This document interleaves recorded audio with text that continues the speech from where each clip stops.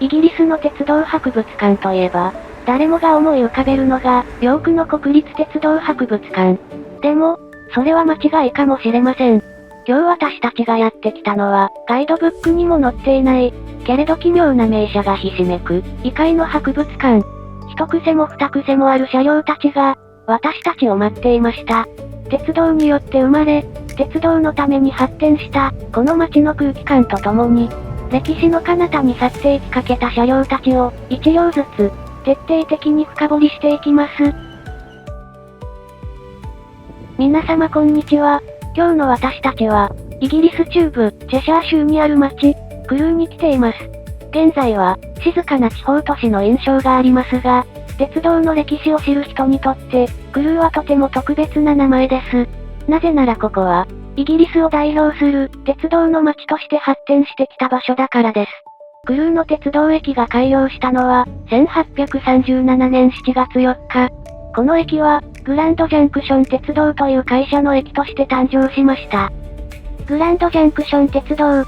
き慣れない名前の会社ですよね。これは、イギリスの鉄道初期に存在した会社で、バーミンガム方面とリバプール、マンチェスター方面を結んでいました。この鉄道の名前は、開業からわずか9年、1846年に合併により消えてしまいましたが、イギリスで初めての長距離鉄道として、そして、現在も残る、重要な幹線を建設した鉄道会社として、今も歴史の1ページに記される存在です。そんな、グランドジャンクション鉄道が通っていた街、クルー。この街の面白いところは、もともと大きな都市だったわけではないという点です。むしろ、鉄道が来たことによって、街そのものが発展していきました。鉄道が開通した後のクルーは、単なる駅ではなく、イギリスの鉄道網の重要な分岐点になっていきます。南はロンドンや工業都市のバーミンガム。北には、港湾を要するリバプールと、産業革命発祥の地、マンチェスター。そして西に目を向ければ、ウェールズ。クルーは、これらの都市へ向かうルートが集まる場所となり、駅には、長距離列車や貨物列車が行き交う、巨大な鉄道の要衝へと成長しました。さらに、クルーの名を決定的に有名にしたのが、クルーワークス。いわゆる、鉄道車両工場です。1842年、グランドジャンクション鉄道は、リバプールにあった機関車工場を、クルーへ移転しました。これが後に、イギリス最大級の鉄道工場となる、クルーワークスの始まりです。ここでは、イギリス北西部を走る、大半の蒸気機関車や客車を製造。動力近代化以降は、ディーゼル機関車、電気機関車、さらには、イギリスの高速車両までを製造する、巨大な鉄道工場でした。車両の整備も同時に手掛け、クルーの車両工場は、街の一大産業になったのです。ちなみに裏話として、機関車トーマスのレギュラーキャラクター、ゴードンとヘンリーは、ここクルーの工場で大きな改造を受けた、なんて設定がある。クルーワークスは、これまでに8000両以上の機関車を製造。1930年代には、世界最大の鉄道工場、とも言われる規模になっていました。最盛期には、工場の建物群が3キロ以上にわたって広がっていたとされています。つまりクルーは、ただ列車が通過するだけの街ではありません。列車を作り、直し、運行を支え、鉄道員とその家族が暮らす街として発展したのです。実際、鉄道会社は、工場で働く人々のための住宅を整備し、教会、学校、集会所、そして下水道やガス施設など、街のインフラまで整えていきました。このようにクルーは、鉄道駅を中心に、自然発生的に大きくなったというより、鉄道会社の力で生まれ、計画的に発展した街と言えます。そして現在、その歴史を伝えている場所の一つが、クルーヘリテージセンターです。この博物館は、かつての機関車工場の跡地にあります。1987年7月24日、クルー駅に最初の列車が到着した150周年を記念して、エリザベス2世女王とエディンバラ公によって正式に開館しました。ここには、クルーの鉄道史を伝える展示や、信号扱い所、鉄道模型のジオラマ、そして保存車両などがあります。なるほど、車両工場の跡地にあるから、絶妙に行きにくい場所だったんですね。このヘリテージセンターは、クルー駅の北、直線距離なら、わずか500メートルの場所にあります。列車の窓からは、駅を発車した直後に博物館が見え、ほぼ隣接しているかのような感覚になります。ところがここへ徒歩で行こうとすると、意外に時間がかかるんです。何しろ、駅から博物館まで、最短距離で行ける道がありません。駅を出たら、大きく遠回りをしなければならず、距離にして1キロ以上、20分ぐらい歩かないといけないんですよ。これはひとえに、昔、車両工場という大きな施設があったゆえに、道が作れなかったことが原因でしょう。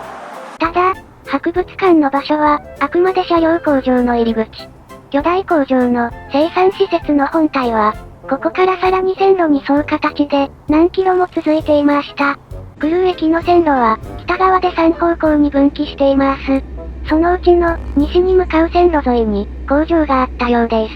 クルーの車両工場は、最盛期には、非常に大きな工場でしたが、1980年代以降、多くの部分が閉鎖。広大な土地は、売却、再開発されました。現在、工場用地は、大型スーパーマーケット、レジャー施設、住宅地などに転用され、残った部分が、フランスの車両メーカー、アルストム社の施設として使われています。ここは現在、かつてのように、車両を新造する機能はなく、分解、整備をする、大規模メンテナンスが主な役割です。ですが近い将来、このクルーの工場で、次世代高速車両の重要部品、台車の製造が予定されています。これは、イギリス国内では約20年ぶりとなる、台車の新規製造になるそうです。数々の車両を送り出してきた、工場跡に立つ、クルーヘリテージセンター。ここで、特に注目すべき展示の一つが、血迷ったイギリス国鉄が開発した試作高速列車、クラス 370、APT-P です。ここには、現存する1編成と、列車の中間に挟まれていた、動力車1両が保存されています。ですがまあこいつのことは、これまでに結構お話ししているので、今回は別の車両を特集しましょう。俺の扱いこれだけ？だってほら、僕と銀ちゃんは、ある意味君の身内だから、そんなに悪く言えないしさ。だけど今、俺のこと、こいつって言ったぞ。血迷ったとも言ってたな。聞き間違いでしょう？まあまあ、じゃあちょこっとだけ紹介しようか。時間が押してるから、ほんの少しだけ。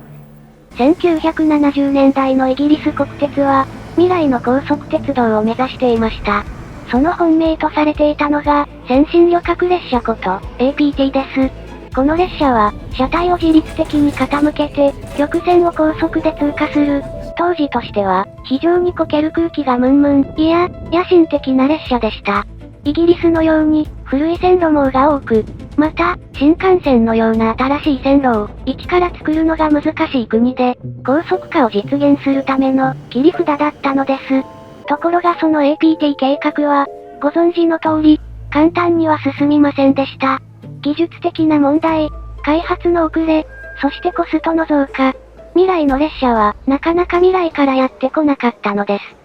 そこで生まれたのが、ここのところのレギュラー枠、HST でした。あれはもともと、APT が実用化されるまでの、暫定策と考えられていました。言ってしまえば、本命が登場するまでの、つなぎ。ハンバーグで言えば、パン粉ですね。しかし鉄道の歴史では、時々奇妙なことが起こります。本命として計画されたものよりも、とりあえずの、つなぎ、として作られたものの方が、ずっと長く使われ、ずっと強く、人々の記憶に残ってしまう。HST は、まさにその代表例でした。さてここで、今いるクルーの街が、再び重要になります。HST の動力車、クラス43型は、イギリス国鉄傘下のクルー工場で製造されました。現在、このヘリテージセンターには、2両の動力車が保存されていて、どちらもクルーで作られた車両なんです。つまり、高速列車として、イギリス全土を走り回った車両が、最後に自分が生まれた街へ帰ってきたわけですね。そうなんです。それが、クルーヘリテージセンターの HST を見る上で、まず押さえておきたい、大きな物語です。ここには、18号機と81号機が展示されています。製造番号が両方とも、1と8で構成されてるのは、偶然なの？半分偶然であり、半分は理由があって、ここに来た車両だな。クラス43型は、1975年から83年にかけて、197両が製造された車両だ。そのうち18号機は、番号が表す通り、初期生産型。1976年に製造されている。HST は最初に、ロンドンから西部方面に走る幹線に投入されたため、18号機も西部への路線で活躍していた。ちょっと待ってゆっくりさん。さっきから言ってるように、この子は18号機なんだよね。でも車体には別の番号が書いてない？ああこれはだねー。HST には2つの形式があったからなんだ。HST は列車の前後にクラス43型ディーゼル機関車を連結。そしてその間にマーク3客車を挟み、一つの編成を組む。これら2つの車両たちを組み合わせ、一本の列車になった時、別の形式番号が発生していた。これは、当時のイギリス国鉄が、HST を、客車列車ではなく、固定編成のディーゼル列車と認識していたためだ。これにより、間に、7両の客車が組み込まれる編成は、クラス253型。8両の客車が挟まれた編成を、クラス254型、と区別していた。つまり、クルーに保存されている18号機は、クラス253型の第9編成の動力車、と区分されていたため、車体には、253009と表記されていたのだ。だが HST は、定期整備や配置換えで、機関車と客車を組み替えることが多く、編成番号が次第に形骸化。クラス253、254という形式番号も、使われなくなっていった。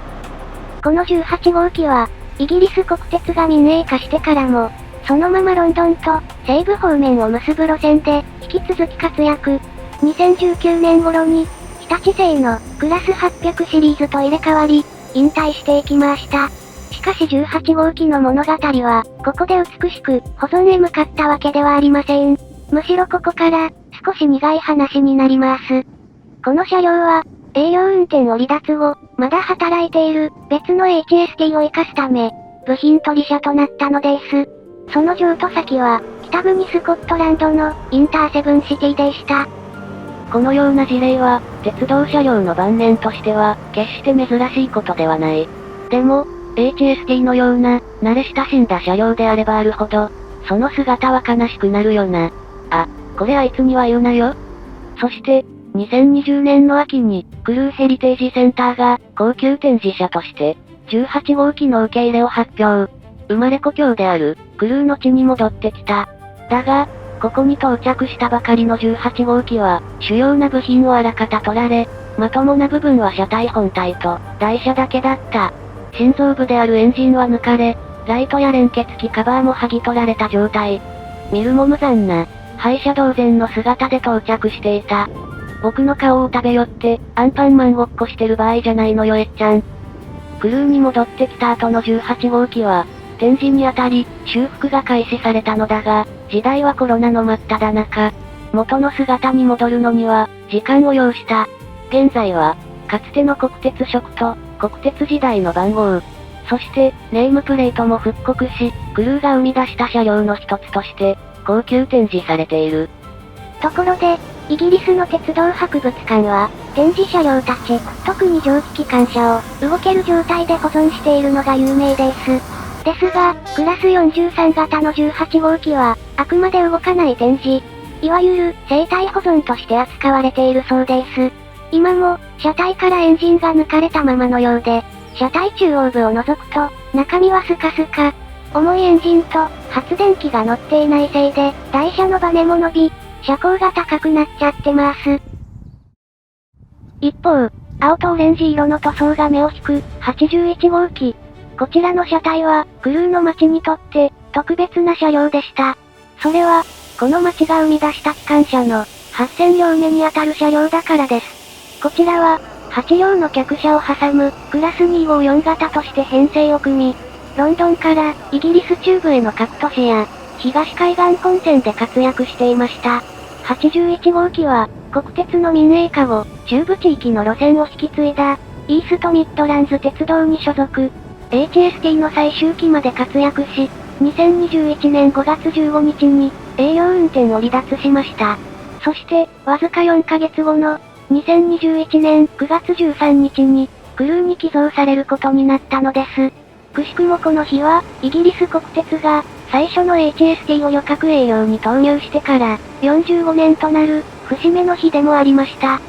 こちらは、引退してから、さほど時間を置かず、そのまま博物館に寄贈されました。そのため、欠けた部品はほとんどなく、比較的綺麗な状態で、故郷のクルーに帰ってきたのです。さすがに、今すぐに走れるわけではありませんが、修復作業を実施すれば、自力走行が可能な、動態保存に戻せる車両とみなされているようです。ここで少し余談だが、クルーに保存されている HST の車体には、右側後部に見慣れない小さな窓がある。連結面側にも窓があることからもわかる通り、これは機関車が単体で走行するときに使用する簡易運転台だ。車庫や操車場などで編成を組み替えたり、整備のために自力走行をするときに使われる。なるほど。イタリアの E4643 にも、同じような位置に簡易運転台がありますもんね。と思ってしまうが、実はそうではない。なんだ、違うのかよ。この窓の正体は、車掌用のスペース。初期生産型のクラス43型は、車体の後部、荷物置き場と同じ場所に、車掌さんが乗務する区画が設置されていた。あ、そうか。だから、荷物室のドアに、車掌を表す、ガード、と書いてあるんだね。だけどこの窓、僕たちがよく乗っていた、東海岸本線仕様には、ついていなかったような。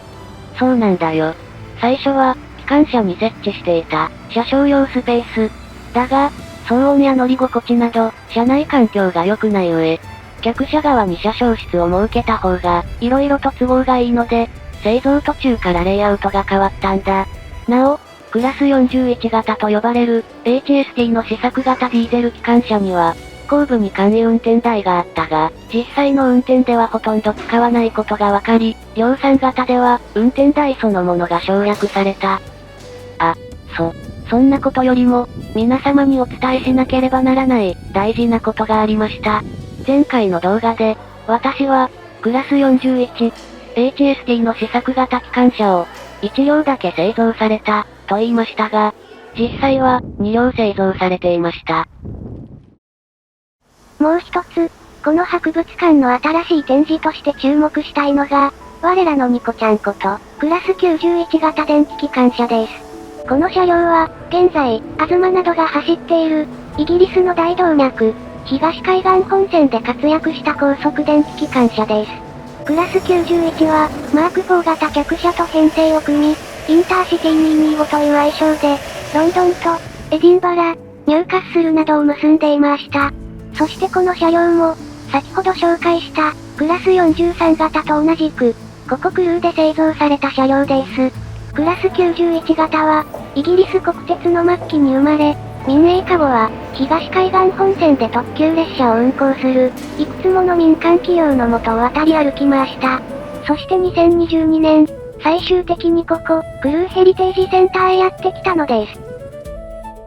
この車両の大きな特徴は、保存される際に、懐かしの国鉄特急色、インターシティスワロー塗装へ塗り替えられたことです。この塗装は、イギリス国鉄の特急部門が、1980年代後半から使用していた塗装です。濃いグレーの車体に、白い帯と、赤いライン、そして、スピードと優雅さを象徴する、ツバメのロゴ。このデザインは、今見ても、非常に洗練されています。スワロー塗装は、インターシティ225だけではなく、従来の特急車両にも施されていました。しかしイギリスの特急列車は、ディーゼル車両が多いため、排気による汚れが目立ちにくいよう、濃いグレーの部分が多く使われていました。一方、インターシティ225は、電気で走る列車です。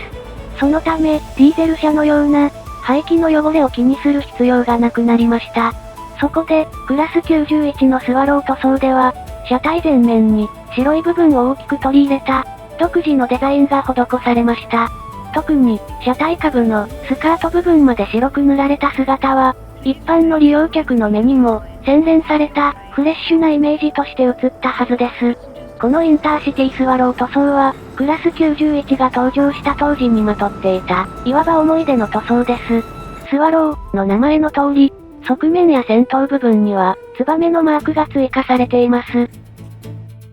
特急列車とツバメといえば、日本の鉄道でも、馴染みのあるシンボルだ。日本では、1930年に運転を開始した、東海道本線の超特急、ツバメにルーツを持ち、その後も、歴代の特急車両や、国鉄の高速バスなど、速さを表すシンボルとして、ツバメが使われてきた。そして現在も、その名前は、九州新幹線に、ツバメとして受け継がれている。このように、日本の鉄道における、ツバメの歴史は、100年近い長いものだ。一方で、イギリスのスワロー塗装は、その印象に反して、実はかなり歴史が浅い。ツバメのモチーフが、特急インターシティに採用されたのは、1987年。イギリスの特急列車、インターシティの開業20周年を記念して、新たにデザインされた塗装だった。しかもその後、イギリス国鉄は、1990年代半ばに民営化されていく。それとともに、列車の塗装は、新しい運行会社の新たなデザインへ移行していったため、インターシティスワローの塗装が実際に使われた期間は、実質的には8年程度しかなかったのだ。短い期間ではあったが、従来のインターシティ塗装の伝統を受け継ぎながら、よりスピード感のあるデザインとして、現在も鉄道ファンを中心に高い人気を集めている。さて、このクルーヘリテージセンターにやってきた、クラス91型も、少し、訳ありの車両でした。ここに保存されているのは、クラス91、120号車です。車体番号の下3桁は、120となっていますが、この車両は120番目に作られた車両ではありません。なぜなら、クラス91型の製造数は、わずか31両だからです。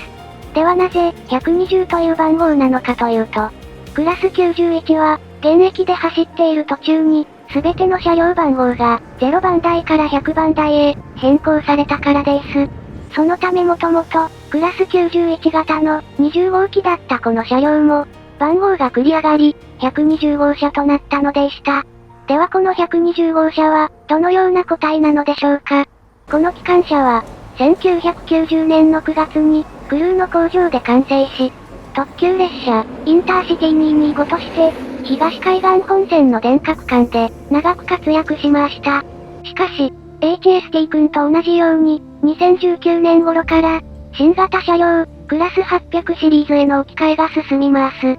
120号機は、早期退役する一両となり、東海岸本線の特急運用から退くことになりました。普通なら、ここで保存されるか、解体されるか、という話になりそうですが、この車両の運命は、少し違っていました。特急運用を引退後、120号機は、貨物用機関車の運行や整備を手掛ける、イギリスの会社に引き取られます。そして、駆動装置などを貨物用に改造した上で、同型機と背中合わせに連結し、2車体8軸の大型貨物機関車として生まれ変わる計画が立てられました。その行き先は、東欧のブルガリアです。かつては、ロンドンとエディンバラを結んでいた、高速旅客列車用の機関車が、今度はヨーロッパ大陸で、貨物機関車として第二の人生を歩む。もし実現していれば、非常に面白い転身になっていた、はずでした。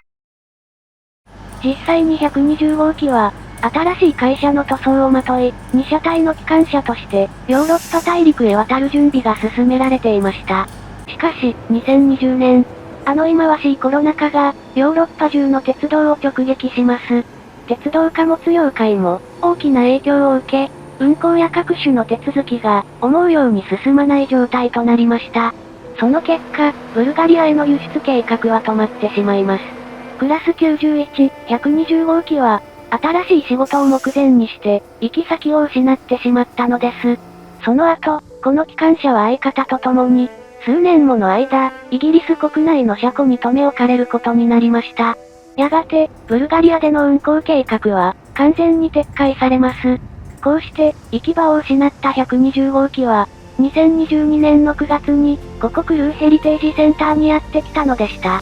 ただし、この車両は、完全に博物館に譲渡されたわけではありません。所有者は現在も、貨物会社の、ユーロフェニックス社のまま、博物館には、長期貸与、という形で展示されています。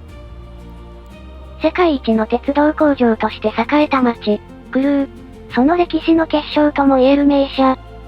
名車が、こうして故郷で大切に守られている姿には、イギリスの深い鉄道愛を感じます。さて次回は、この伝統ある地にやってきた、最新鋭の車両をご紹介します。過去から未来へと進化を続ける、イギリス鉄道の旅。ぜひ次の列車をお待ちください。それでは、また次回。